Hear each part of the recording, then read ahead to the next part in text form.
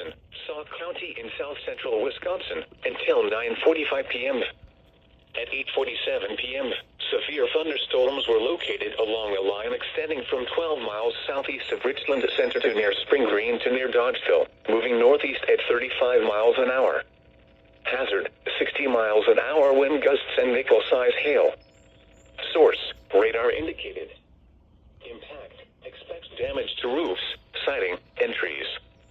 Locations impacted include Baraboo, Dodgeville, Prairie du Sac, Sauk City, Lake Wisconsin, Spring Green, West Baraboo, Barneveld, Arena, Plain, Bluffview, North Freedom, Ridgeway, Avoca, Cobb, Merrimack, Rock Springs, Clyde, Loganville, and Governor Dodge St. Park.